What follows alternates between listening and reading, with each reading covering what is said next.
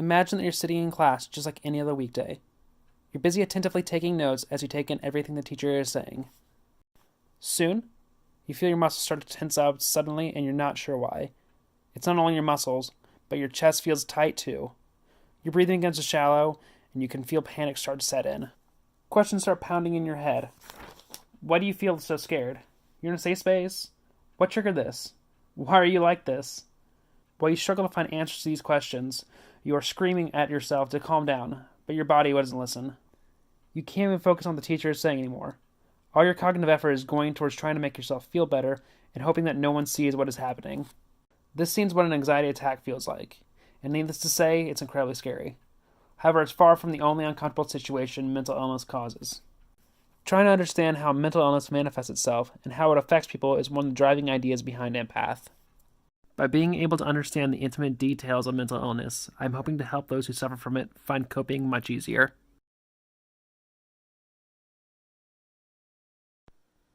While starting research for this project, there were a number of facets of mental illness that I wanted to explore.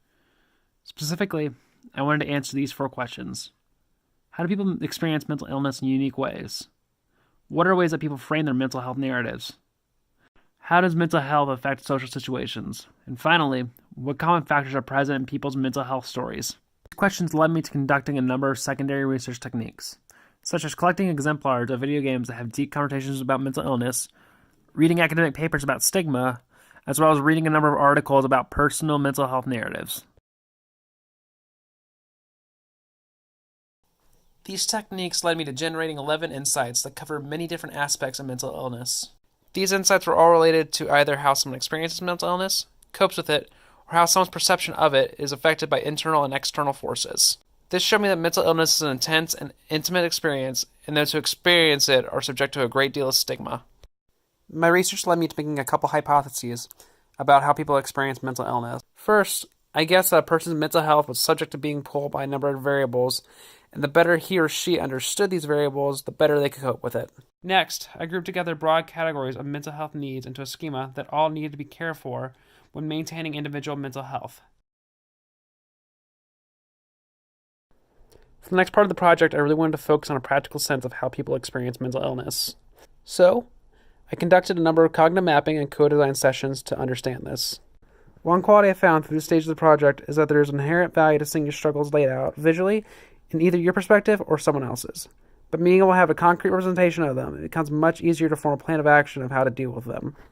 Next, I also tied in many of my concepts I had generated into these cognitive mapping sessions and had participants evaluate them.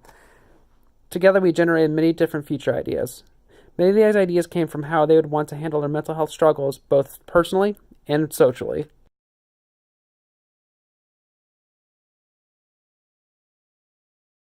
My Moments. This is a way for users to incorporate their support networks.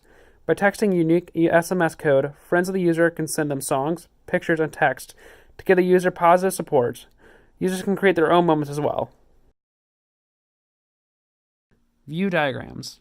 Each diagram that users create are anonymously viewable by other users. The benefit of this feature is to have new users get in the habit of becoming reflective of their own mental health experiences. Along with this, users can find other people dealing with similar issues and can feel empowered through relatability. Explore yourself. This is a streamlined process that allows for users to be reflective about themselves. Usually, this process can be mentally taxing, but I was looking to offload that effort to a digital space. This feature shows users a series of pictures, asking them if they feel any strong emotions. If yes, they'll be led through a form asking them to classify that feeling. Create your own diagram. This is more or less the main feature of Empath. The process of creating a diagram helps users become reflective of their own mental health. Along with this, it teaches them to be actively aware of their environment. Abby is in her second year of school, and in general, she feels overwhelmed by her course load. She has a strong feeling of failure that has become a bit unhealthy and has gotten in the way of her academic performance. Feeling stressed, she reaches out to vent to one of her friends. Her friend says that she has similar experiences and that she uses Empath as a way to find relatable content about people with similar experiences.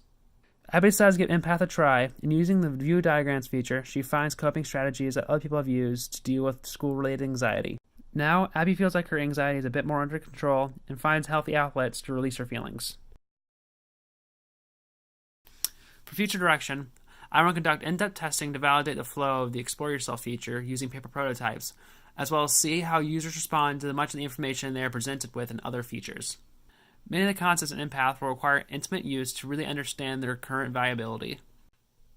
Empath is by no means a substitute for proper medical help for mental illness, but it does allow users to contextualize their experiences so they can better understand their causes.